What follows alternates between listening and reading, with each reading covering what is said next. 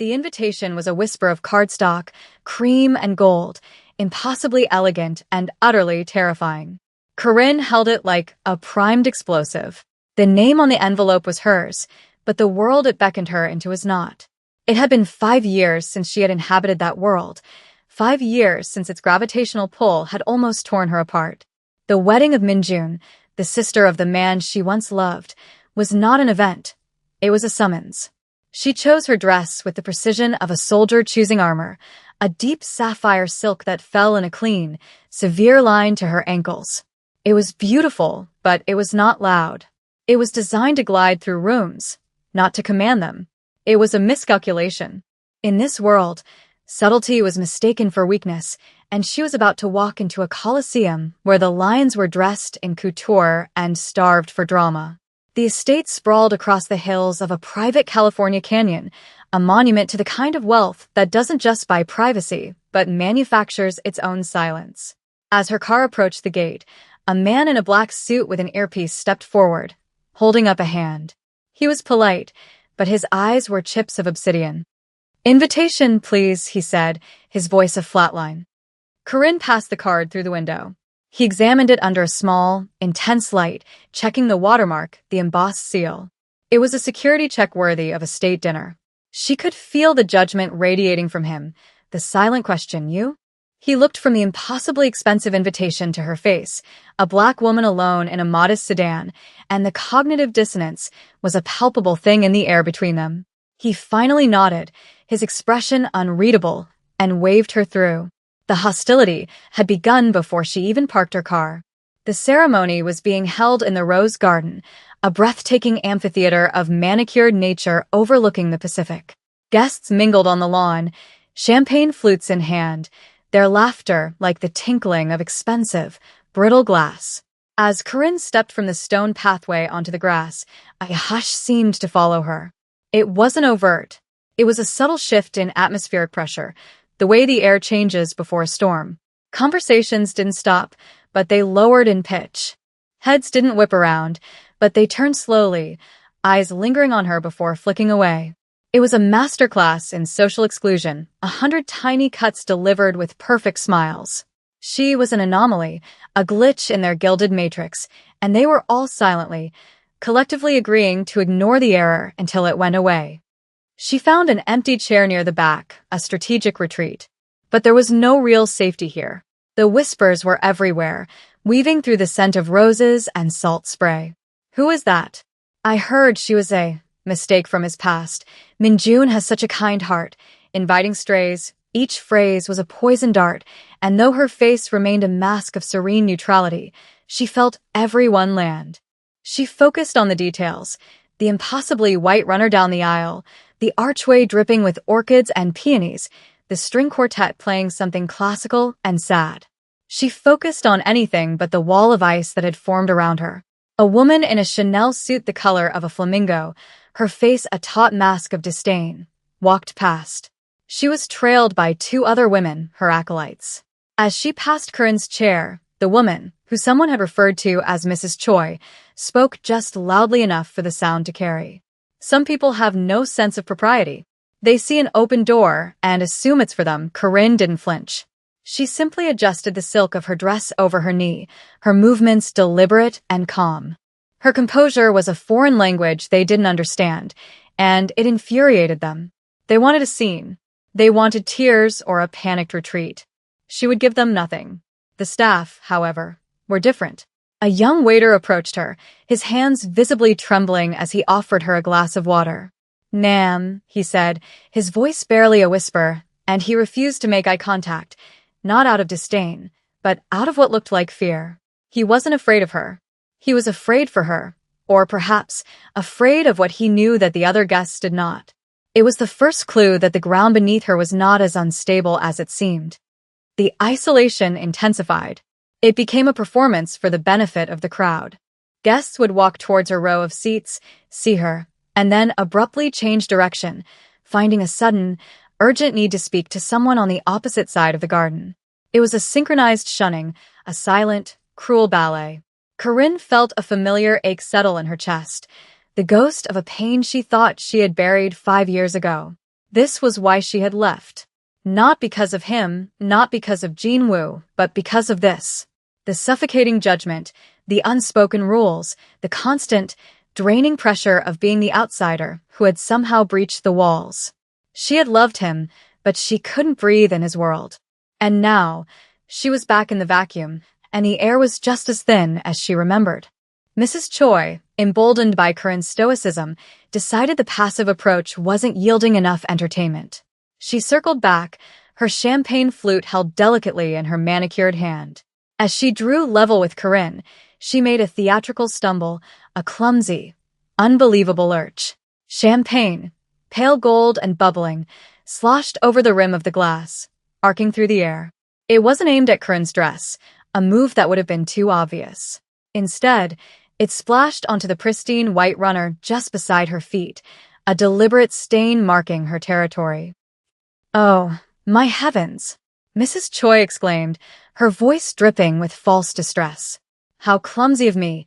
She looked down at the stain, then up at Corinne, her eyes glittering with malice. The implication was clear. "You are a mess, a stain on this perfect day." The surrounding guests murmured in performative sympathy for Mrs. Choi. They watched Corinne, their faces alight with predatory anticipation. This was the moment. The public humiliation was now undeniable. Surely, she would crack. They leaned in, hungry for the breakdown. Corinne looked at the spreading wet patch on the white cloth. She looked at Mrs. Choi's triumphant smirk. Then, she reached into her small clutch and pulled out a simple linen napkin. She leaned down, not with frantic haste, but with a slow, deliberate grace, and gently dabbed at the edges of the spill. She didn't try to scrub it away. She simply contained the damage. She then straightened up, folded the damp napkin neatly, and placed it back in her purse. She met Mrs. Choi's gaze and gave her a small, polite, and utterly devastating smile. "Accidents happen," Corinne said, her voice calm and even. "I'm sure no one will mind." The lack of reaction was a bucket of ice water on their collective bloodsport. She refused to play her assigned role. She was not the hysterical victim. She was not the embarrassed outcast. By refusing to acknowledge the attack, she had stripped it of its power, leaving Mrs. Choi looking foolish and cruel. The crowd deflated, a low hiss of disappointment escaping them. Mrs. Choi's face tightened, the mask of civility cracking to reveal the raw ugliness beneath. She had been publicly outmaneuvered, and in this world, that was a mortal wound to one's reputation. Just then, the music from the string quartet swelled, shifting from a gentle prelude to a triumphant processional. The ceremony was beginning. The guests, robbed of their spectacle, reluctantly turned their attention to the aisle. The groom, a man named Dae-hyun whose face was a handsome but unyielding mask of power, took his place at the altar. And then came the bride. Min-jun was a vision in white, her dress a cascade of lace and silk. She was beautiful, but her face was tense. As she walked down the aisle on the arm of a stern-faced older man, her father, her eyes scanned the crowd. For a fleeting second, her gaze locked with Corinne's. There was no warmth in it, but there was no hostility either. It was a look of complex acknowledgement, a flicker of shared history, and, perhaps, a silent apology. Or maybe a warning. Corinne held her breath. Standing beside the groom, waiting, was Jinwoo. 5 years had sharpened the angles of his face, carving away the last vestiges of the young man she had known and leaving behind the formidable man he had become. He wore a perfectly tailored black tuxedo, but it was his stillness that commanded attention. He was the center of gravity in this opulent universe, and everything and everyone orbited him. His eyes were fixed on his sister, a rare softness touching their edges. He seemed completely unaware of Corinne's presence. The part of her that had hoped, the tiny, foolish part that had worn this dress for him, shriveled and died. He hadn't invited her. 민현 must hate. He didn't even know she was here. The humiliation she had so carefully deflected now came rushing back, a cold, sickening wave. She was nothing but a ghost at the feast. The officiant began to speak, his voice a soothing baritone that washed over the tense assembly. He spoke of love, of union, of 2 powerful families becoming one. The words were a blur to Corinne. She was planning her escape, calculating the precise moment she could slip away unnoticed during the applause. Dae-hyun, the groom, turned to face Min-jun to say his vows. The entire garden held its breath. This was the pinnacle of the event, the fusion of two dynasties. But as Dae-hyun opened his mouth to speak, a hand was raised. It was Jin-woo. He didn't say a word, just lifted his hand, palm out, in a gesture of unmistakable command. The officiant's voice trailed off into silence. Dae-hyun closed his mouth, his expression unreadable. The string quartet, mid-bow, faltered into a discordant scrape before falling silent. Every single eye in the garden swiveled to Jin-woo. What was happening? Was there an objection? A security threat? The air crackled with confusion and alarm. Mrs. Choi looked positively gleeful, sensing a new, even more delicious drama about to unfold. Jin-woo took a single step away from the altar, breaking the sacred symmetry of the wedding party. He turned, not towards the officiant or his family, but towards the sea of stunned faces. His gaze, which had been soft for his sister, was now hard, sweeping across the rows of guests like a searchlight. It was a look of assessment, of judgment. And then it stopped. It stopped directly on Corinne.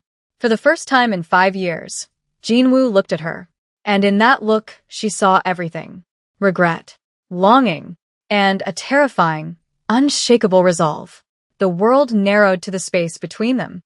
The 100 other people, the orchids, the ocean, it all dissolved into an irrelevant blur. He started walking. His steps were measured, silent on the white runner. He walked past the front row, past his own father, who watched with a stony expression. He walked past Mrs. Choi, who was now beginning to look less gleeful and more unnerved. He didn't look at any of them. His eyes were locked on Corinne, an invisible tether pulling him forward. The crowd was a statue garden of slack-jawed disbelief. They had spent the last hour treating this woman like a piece of dirt on a shoe, and now the most powerful man in their circle was walking towards her as if she were the only person in the world. The power dynamic was not just shifting. It was cracking, the tectonic plates of their social order groaning under an immense, unexpected pressure. Corinne's heart was a frantic drum against her ribs. She couldn't breathe. Was he going to have her thrown out? Was this the final, ultimate humiliation, to be personally ejected by him in front of everyone? Her carefully constructed composure began to crumble. She felt her hands begin to shake. He finally reached her row and stopped, standing in the aisle directly in front of her. The silence was so profound she could hear the blood roaring in her ears. He was so close she could see the flecks of gold in his dark eyes, could smell the faint, familiar scent of sandalwood and clean linen that she thought she'd forgotten.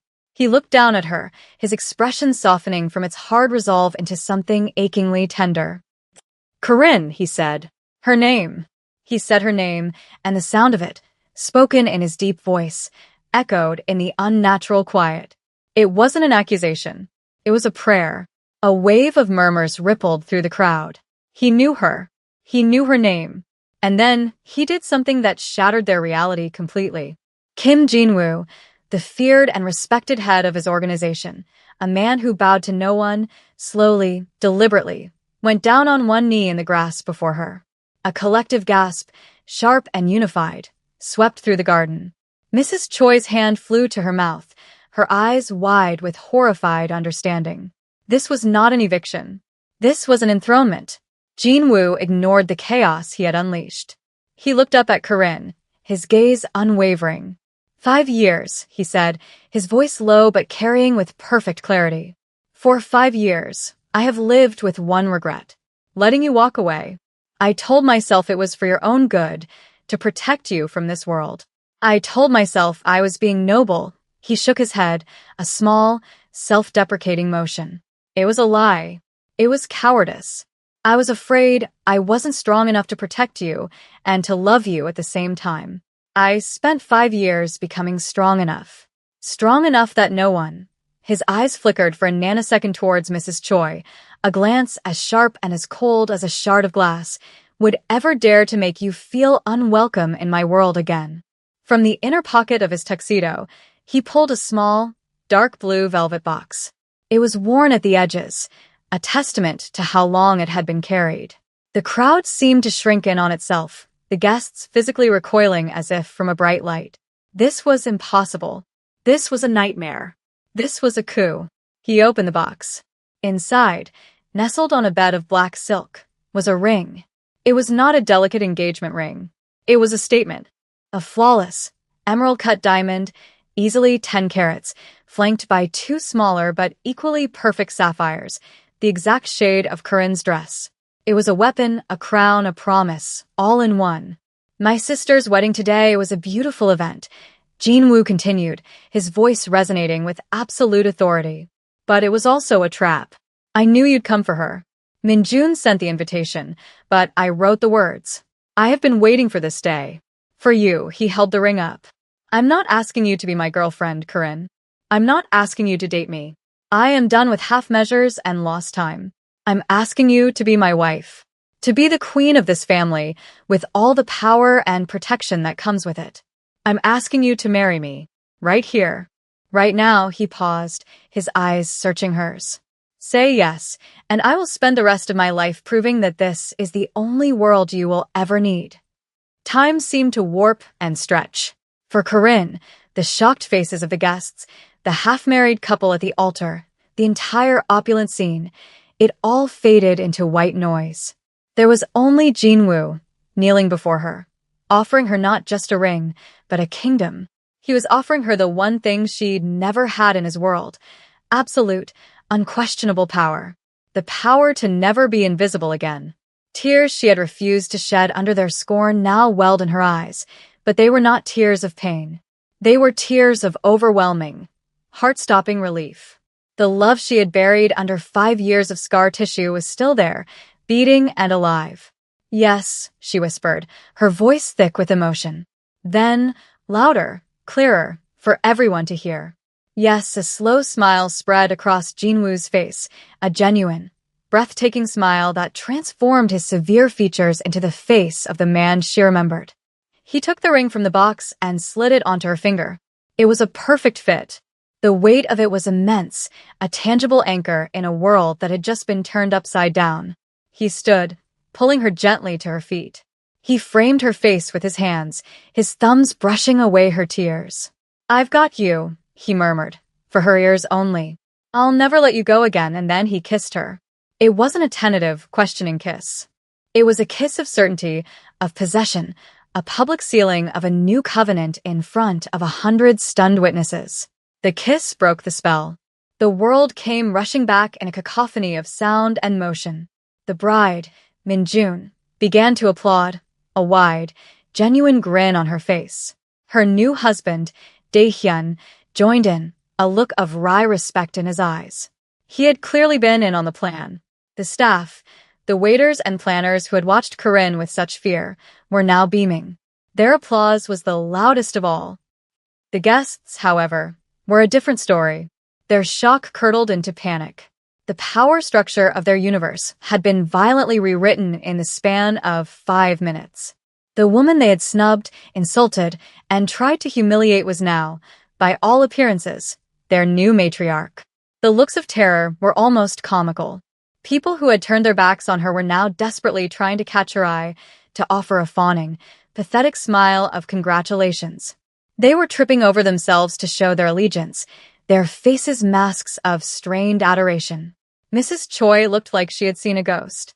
Her face was ashen, her perfect flamingo suit suddenly looking garish and cheap. Her social world had just been incinerated, and she was standing at ground zero. Jinwoo ended the kiss, but kept Corinne tucked securely at his side, his arm a steel band around her waist. His smile vanished as his gaze swept over the crowd, finally landing on Mrs. Choi. He didn't need to raise his voice. His words were quiet, precise, and absolutely lethal. Mrs. Choi, he said, the name dropping like a stone into a frozen pond. I believe your husband's shipping logistics are handled by our West Coast subsidiary. A very delicate arrangement. He let the sentence hang in the air. I've always found that respect is the most important lubricant for good business. Disrespect, on the other hand, causes friction. It can grind things to a halt. Permanently, he didn't need to say more. He had just signed the social and financial death warrant of the Choi family with a single, veiled threat. Mrs. Choi swayed on her feet, her face a mask of pure terror. She opened her mouth, but no sound came out. Jinwoo turned his back on her, a final, dismissive gesture. He faced the officiant, who was looking on with a bewildered but professional calm. "Apologies for the interruption," Jinwoo said, his voice now laced with a wry charm. "My sister's ceremony was lovely, but it appears we have a scheduling conflict. We will be needing your services for a second time today." He looked at Minjun and Daehyun. "If you don't mind sharing the spotlight?" Minjun laughed, a bright, happy sound. "Brother, I've been waiting 5 years for this. The spotlight is all yours." She came over and hugged Corinne tightly. "Welcome to the family," she whispered. For real this time, the rest of the day was a surreal blur. While Minjun and Daehyun quickly and happily completed their vows, a small army of staff descended.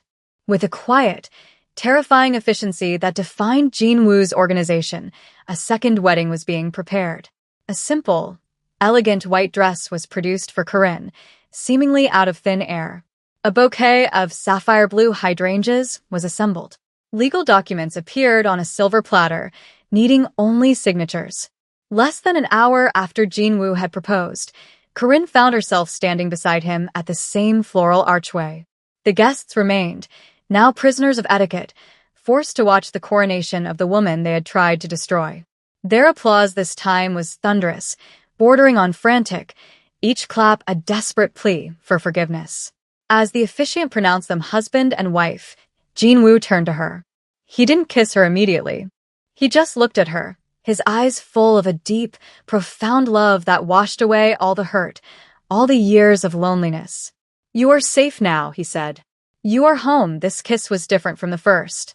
It was not a declaration of power for the crowd. It was a quiet promise, meant only for the two of them.